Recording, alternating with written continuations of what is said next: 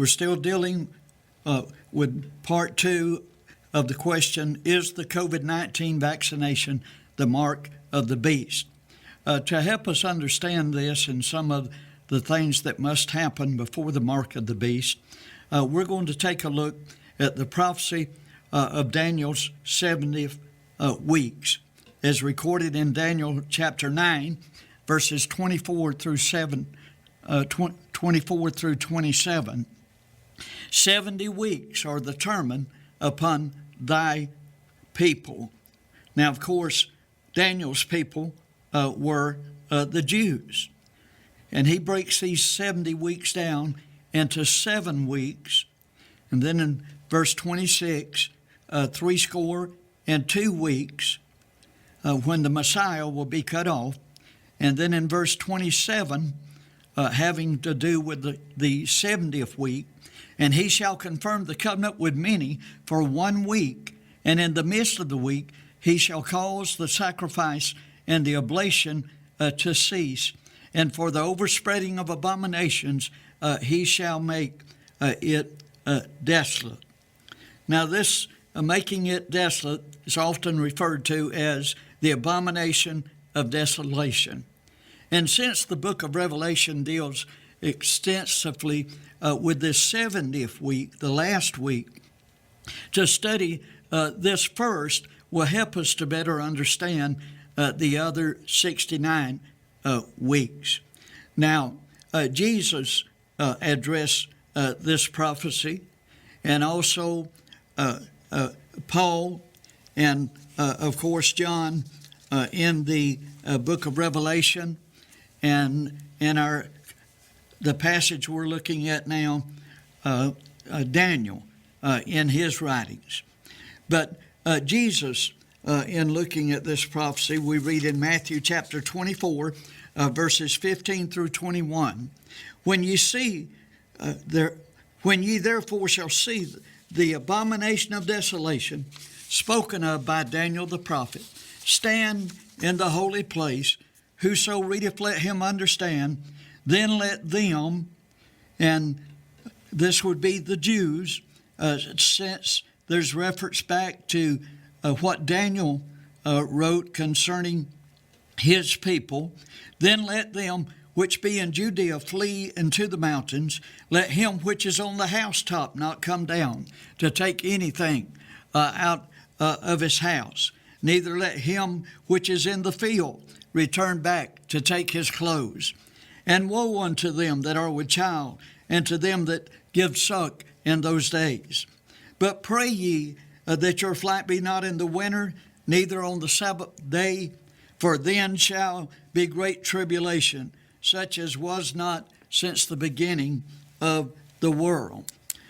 Daniel's prophecy of the abomination of desolation was determined upon his people, the Jews. So Jesus prophesies that when this takes place in the temple, that the Jews will run for the hills. Perhaps many of them will lose their life and be beheaded by the sword because they refuse to receive the mark of the beast and worship the Antichrist. But 144,000 of them will escape to the wilderness, where they will be sealed and protected from the wrath of Satan and the wrath of God for 3.5 years during the Great Tribulation. We read in Revelation chapter 12, verse 6, and the woman fled into the wilderness, where she hath a place prepared of God, that they should feed her there 1,260 days, which would be 3.5 years. In Revelation chapter 7, verses 2 through 4, and I saw another angel ascending from the east, having the seal of the living God. And he cried with a loud voice to the 4 angels, to whom it was given to hurt the earth and the sea, saying, hurt not the earth, neither the sea, nor the trees, till we have sealed the servants of God in their foreheads. And I heard the number of them which were sealed, and there were sealed 144,000 of all the tribes of the children of Israel. Now let's look at what Paul says about the abomination of desolation in 2 Thessalonians chapter 2, verses 3 and 4, let no man deceive you by any means, for that day shall not come, except there come a falling away first, and that man of sin be revealed, the son of perdition. And then in verse 4, who opposeth and exalteth himself above all that is called God, or that is worshipped, so that he as God sitteth in the temple of God, showing himself to be God. So here the Apostle Paul, in writing to the saints at Thessalonica, said that when the man of sin is revealed, that he will sit in the temple and exalt himself to be worshipped as God. Now, since the temple was destroyed in AD 70, this abomination of desolation cannot take place until the temple is rebuilt. Now let's look at some things that John says in the book of Revelation about the abomination of desolation. In Revelation chapter 13, verses 3 through 5, some excerpts.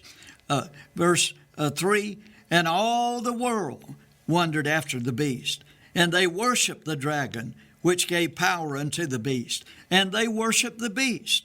And then in verse 5 we are told, and power was given unto him to continue 42 months, that would be 3.5 years. And he opened his mouth in blasphemy against God, to blaspheme his name and his tabernacle, and them that dwelt in heaven. Revelation chapter 11, verse 2, and the holy city shall they tread underfoot 42 months, which would be 3.5 years. When the dragon, that's Satan, and the first beast, the Antichrist, blaspheme God's tabernacle, the abomination of desolation, all the world will worship them for 42 months, or 3.5 years. Revelation chapter 11, verse 3 tells us, and I will give power unto my 2 witnesses, and they shall prophesy 1,260 days, clothed in sackcloth. So God's 2 witnesses will prophesy during these 3.5 years, but all the world will reject them and continue to worship the Antichrist.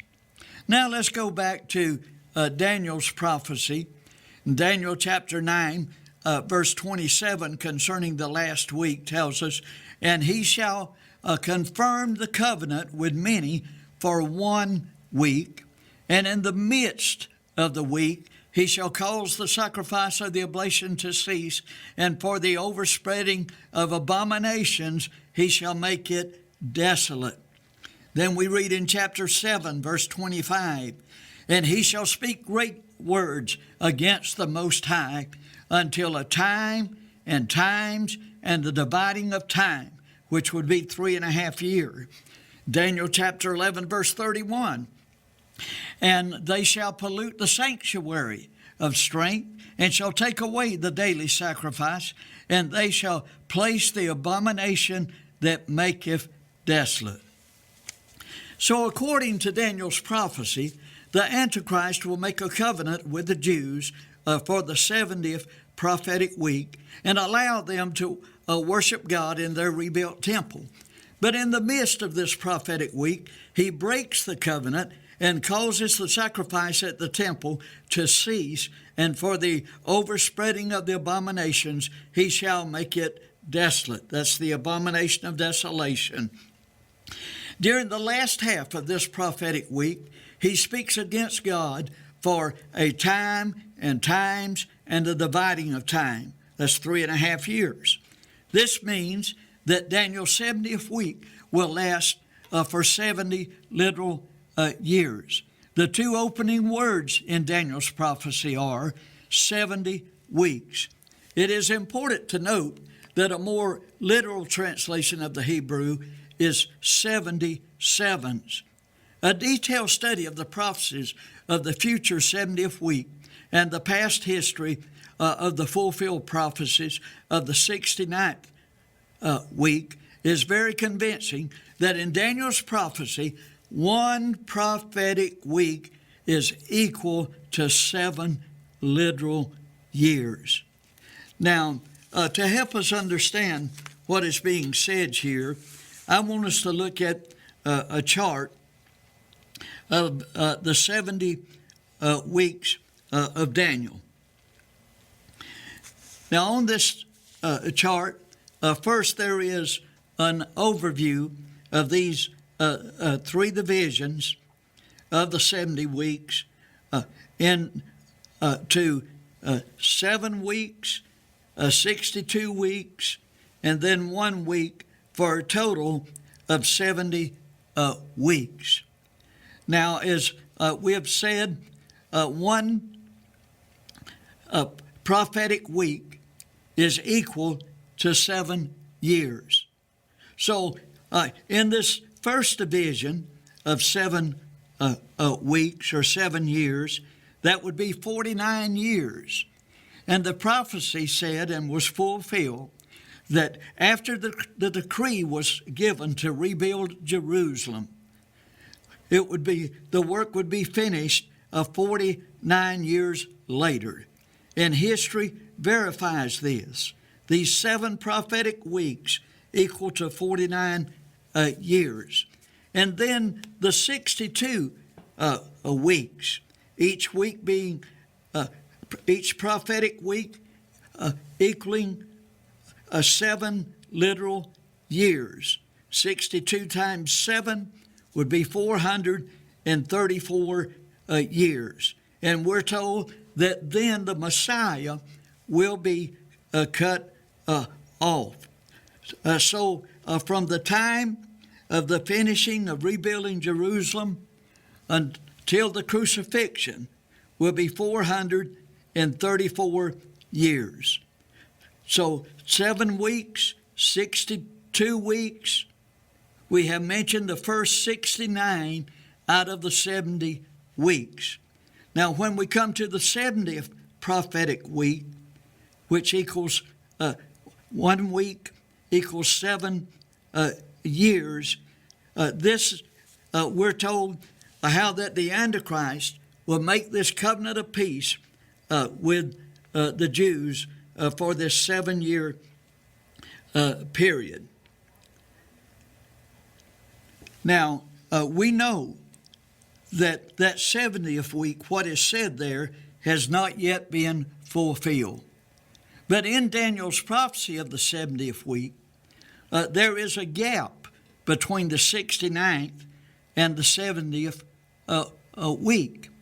And in the time period of that gap, there will be an evil prince who will destroy the city of Jerusalem. And, of course, the spirit of Antichrist was already working in the early church. And even so, Jerusalem was destroyed in A.D. 70. And then I believe this prophecy describes the terrible atrocities that the Jews would experience until this covenant of peace in the 70th week. Most of you are familiar with some of that history, and even today, of how the Jews, as they had said, let his blood be upon us. They were scattered to the far ends of the earth. Many of them still are. Some of them have returned and are returning. Events such as the Holocaust, and how they have suffered war after war after war. And how excited they will be when a man comes on the scene and makes a covenant to where they have this expected 7 years of peace. And their temple, which had been destroyed, has been rebuilt. And the Antichrist will allow them once again to offer sacrifices and to have temple worship there in that temple for a supposedly 7-year period.